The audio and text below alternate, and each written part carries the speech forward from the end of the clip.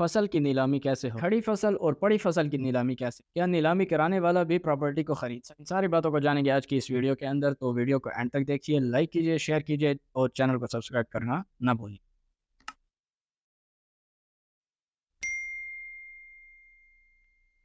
السلام علیکم۔ آج ہم جس ٹاپک پر بات کرنے والے ہیں وہ ہے ہمارا سی پی سی کی سیریز کے اندر آرڈر 21 کا رول 71 سے لے کر 75 تک۔ پچھلی ویڈیو کے اندر ہم نے 66 سے لے کر 70 تک کیا تھا، آج ہم 71 سے 75 تک اور اسی طرح اپنا سلسلہ جاری رکھیں گے۔ آج کی ویڈیو میں ہم پڑھیں گے کہ گروئی کراپس کو کیسے اٹیچ کیا جاتا ہے، کیا سیل کیا جاتا ہے، اور کیا سیل کرانے والا خود پراپرٹی کو خرید سکتا ہے یا نہیں، ساری باتوں کو جانیں گے۔ سب سے پہلے رول 71۔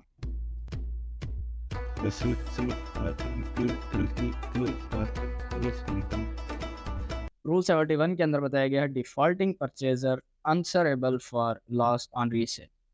ایک پراپرٹی تھی، سیل ہو رہی تھی، خریدنے والے نے ڈیفالٹ کر دیا، اب اگلی سیل پر کیا ہوگا؟ Any deficiency of price which may happen on a resale by reason of purchaser's default۔ ایک بندہ پراپرٹی کو خرید رہا تھا، خریدنے کے بعد اس نے پیسے بولی لگائی اور وہ پیسے پے نہیں کیے،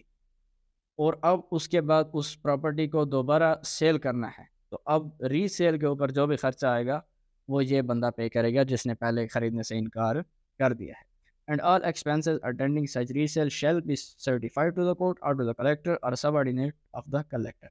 اور اگر کلیکٹر کرا رہا تھا وہ سیل تو پھر کلیکٹر کو پے کیے جائے گی، ایز دا کیس میں بھی، by the officer or other person holding the sale and shall at the instance of either the degree holder or judgment debtor be recoverable from the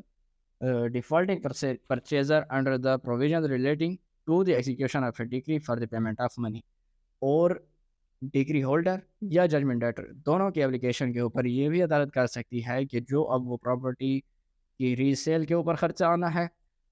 وہ، یا پھر دوبارہ ری سیل ہوتی ہے اور جو ڈیفیشینسی آتی ہے، یعنی کہ پہلے اس نے بولی لگائی تھی 1 کروڑ کی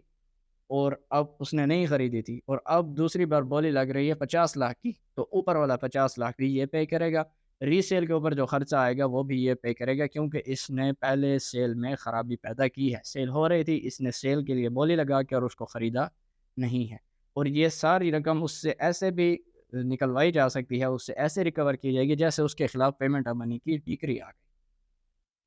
72 کے اندر بتایا گیا ہے degree holder not to bid for or buy property without permission, کہ جو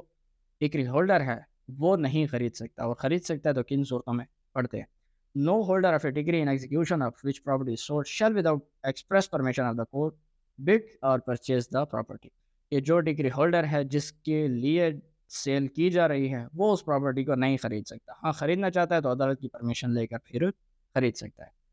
Where degree holder purchases amount of degree may be taken as payment۔ Where a degree holder purchases with such permission، جب وہ permission کے ساتھ خرید لیتا ہے، the purchase money and the amount due on the degree may subject to provisions of 73 be set off against one another۔ جب وہ خرید لیتا ہے خود ہی تو اب اس نے جو پیسے ججمنٹ ڈیٹر نے اس کے دینے تھے یا اس نے اس کے دینے تھے آپس میں سیٹ آف ہو جائیں گے، کراس ہو جائیں گے، یعنی کہ پھر یہ جو خود خرید لے گا تو پھر اس نے جتنے پیسے پے کرنے ہیں اس سیل کے لیے یہ اتنے پے کرے گا جتنی اس کے خلاف، جتنی اس کے حق میں ڈگری آئی ہے۔ فار ایگزامپل اس کے حق میں ڈگری آئی ہے 1 کروڑ کی، پراپرٹی بک رہی ہے 1 کروڑ 20 لاکھ کی، اور یہ کہتا ہے کہ میں خرید لوں، عدالت سے پرمیشن لے لی، پرمیشن مل گئی۔ اب جب اس نے خرید لی تو اس نے کتنے پے کرنے ہیں، کیونکہ پراپرٹی 1 کروڑ 20 کی ہے، تو اب یہ 1 کروڑ 20 پے نہیں کرے گا بلکہ یہ 20 لاکھ اس کو وہ ججمنٹ ڈیٹر واپس کرے گا، کیونکہ یہ تو اس سے مہنگی پراپرٹی خرید رہا ہے۔ یا اگر پراپرٹی ہے کروڑ کی، اس کی ڈگری ہے 80 لاکھ کی، تو پھر یہ 20 لاکھ پے کرے گا، کیونکہ 80 لاکھ اس کا کٹ جائے گا اور 20 لاکھ اس نے اوپر پے کرنا، یعنی کہ جتنے کی پراپرٹی ہے اتنے پیسے کاٹ کے اوپر یا نیچے جو بچتے ہوں گے یا یہ اس کو دے گا یا وہ اس کو دے گا۔ And the court executing the decree shall enter up satisfaction of the degree in whole or in part accordingly۔ اور عدالت اس ڈگری کی ایگزیکیوشن کی سیٹسفیکشن لکھ دے گی کہ یہ ڈگری سیٹسفائی ہو گئی ہے۔ Where a degree holder purchases by himself or through another person، جہاں پر ڈگری ہولڈر اپنے بیہاف پر یا کسی اور بندے کے ذریعے خریدتا ہے without such permission، عدالت کی پرمیشن کے بغیر، the court may if it thinks fit on the application of the judgment debtor or any person whose interests are affected by the sale۔ تو عدالت کے پاس اختیار ہے کہ عدالت ججمنٹ ڈیٹر کی اپلیکیشن کے اوپر یا اس بندے کی اپلیکیشن کے اوپر جس کا حق بھی افیکٹ ہو رہا ہے اس سیل کی وجہ سے، and any deficiency of price نہیں by order set aside sale، order کر سکتی ہے کہ اس سیل کو سیٹ اسائڈ کر دے رہے. And the cost of such application and order, اور اس اپلیکیشن کے اوپر جو خرچہ آیا، آرڈر کے اوپر خرچہ آیا، ساتھ میں جو پراپرٹی کے اندر ڈیفیشینسی اس کی قیمت میں کمی آئی، یا ری سیل کے اوپر جو خرچہ آئے گا، سارے خرچے ملا کر عدالت اسی ڈگری ہولڈر کے اوپر ڈالے گی کہ اب آپ نے یہ سارے خرچے پے کرنے ہیں، سوائے اتنی غلطی کے لیے کہ اس نے اپنے بہاف پر یا کسی اور کے بہاف پر اس پراپرٹی کو عدالت کی اجازت کے بغیر خریدنے کی کوشش کی ہوگی. رول 73 کے اندر بتایا گیا ہے restriction on binding or purchase by officer. یہاں پر بتایا گیا ہے no officer other person having any duty to perform in connection with any sale shall, کوئی بھی آفیسر جو اس سیل کو کرا رہا ہے یا اس سیل کے اندر کوئی بھی چھوٹا سا عمل دخل یا کام کر رہا ہے، خدمت کر رہا ہے، آئدر ڈائریکٹلی یا انڈائریکٹلی، ڈائریکٹلی کر رہا ہے، انڈائریکٹلی کر رہا ہے، کسی بھی طریقے سے کر رہا ہے، bid for no officer shall bid for, یعنی کہ وہ بولی نہیں لگا سکتا، یعنی کہ وہ نہیں خرید سکتا. ایکوائر اور attempt to acquire any interest in the property sold, نہ ہی کوئی اس میں انٹرسٹ ایکوائر کر سکتا ہے یا اس کی کوشش کر سکتا ہے، یعنی کہ جو بندہ نیلامی کرا رہا ہے نہ وہ پراپرٹی خرید سکتا ہے، نہ اس کا انٹرسٹ ایکوائر کر سکتا ہے، نہ اس کی کوشش کر سکتا ہے. 74 کے اندر بتایا گیا ہے سیل آف موویبل پراپرٹی اور سیل آف ایگریکلچرل پروڈیوس، کہ اگر ایگریکلچرل پروڈیوس کو سیل کرنا ہے تو اس کا طریقہ کیا ہوگا. Where the property to be sold is agricultural produce, the sale shall be held if such produce is a growing crop. اگر وہ کھڑی فصل ہے، ابھی گرو ہو رہی ہے، on or near the land on which such crop has grown، جہاں پر وہ کھڑی فصل ٹھہری ہے اس علاقے کے آس پاس پھر سیل کرائی جائے گی، نیلامی کرائی جائے گی. If such produce has been cut or gathered، اگر وہ کاٹ لی ہے، اکٹھا کر لی ہے، رکھ دی ہے، or near the threshing floor or place for treading out grain or the like or for a stake or in which it is deposited، کاٹ دی، جمع کر کے رکھ دی، یا جہاں پر اس کا کاٹنے کا سلسلہ اور جاری ہے، یا پھر جہاں چارہ رکھنے کی جگہ ہے وہاں پر اکٹھا کر کے رکھ دیا گیا ہے، جہاں پر بھی پراپرٹی پڑی ہے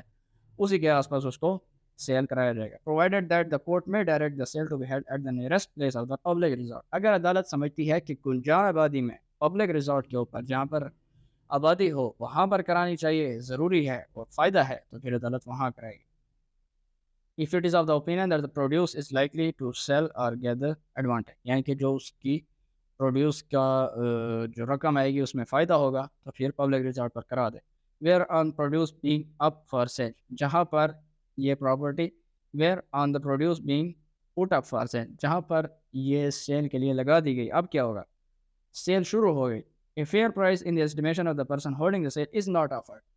سیل تو شروع کرا دی لیکن جو اس کی قیمت ہے وہ آ ہی نہیں رہی، گندم کی جو قیمت چل رہی ہے اتنی کوئی بولی ہی نہیں لگا رہا، تو پھر ایک یہ یا پھر and the owner of the produce or person advised to act in this behalf applies to have the sale postponed till the next day or if a market is held at this place of sale the next day، کہ اگر تو اس کی مناسب بولی نہیں لگ رہی تو پھر کیا کیا جائے گا، جو اس کا مالک ہے یا جو پرسن سیل کے لیے آتھورائزڈ ہے اس کو پوسٹ پون کر دے گا، آج کے دن اگلے دن پر رکھ دے گا. ہاں، یا پھر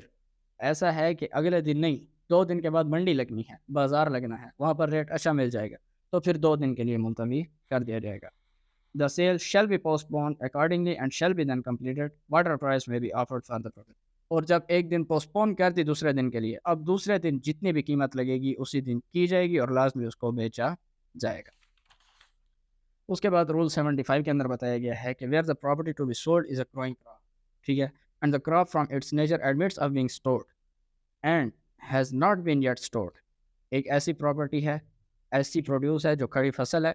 اور وہ ایسی ہے کہ کاٹ کے رکھ بھی دی جا سکتی ہے. admits of being stored، store کرنے کے لیے ایڈمٹ کرتی ہے، یعنی کہ ایسی ہے جس کو اسٹور کیا جا سکتا ہے لیکن ابھی اسٹور نہیں کی، تو پھر اس کی the day of sale shall be fixed so as to admit it's being ready for storing، تو اس کی بولی اور نیلامی کا دن وہ رکھا جائے گا جس دن اس کی کٹائی کا دن کیا جائے گا اور سٹور کرنے کا دن کیا جائے گا. Before the arrival of such, کی سیل کا آرڈر اس دن کیا جائے گا جس دن اس کو سٹور کر کے رکھا جائے گا. And sale shall not be held until the crop has been cut or gathered and is ready for storing, اور تب تک اس کی سیل کا آرڈر نہیں کیا جائے گا جب تک وہ دن نہیں آ جاتا اور اس کو کٹ کر کے اور سٹور کر کے رکھ نہیں دیا جاتا. سب کلاس 2 میں بتا رہا ہے کہ کوئی ایسی پراپرٹی ہے جو ایسی کراپ ہے جو ایڈمٹ نہیں کرتی کہ اس کو سٹور کر کے رکھا جائے، اس کو جیسے کاٹا جائے بیچا جائے، ایسی کراپ ہے تو پھر اس کو کاٹنے سے پہلے بھی اس کی سیل ہو سکتی ہے اور جو بندہ اس کو خریدے گا وہ پھر جا کر اس جگہ پر اس فیلڈ کے اندر بھی داخل ہو سکتا ہے، یعنی کہ جہاں پر وہ لینڈ ہے، جہاں پر وہ کراپ اگ رہی ہے وہاں پر انٹر بھی ہو سکتا ہے، وہاں پر وہ سارے کام کر سکتا ہے، اس کی کٹنگ کرا سکتا ہے، ٹینڈنگ کرا سکتا ہے اور گیدرنگ بھی اپنی آنکھوں کے سامنے خود کرا سکتا ہے۔ تو یہ تھا جی آج کا ہمارا لیکچر رول 71 سے لے کر 75 تک۔ امید ہے کہ آپ کو سمجھ آ گئی ہوگی۔ ملتے ہیں اپنی اگلی ویڈیو میں، تب تک کے لیے تھینک یو سو مچ، اللہ حافظ۔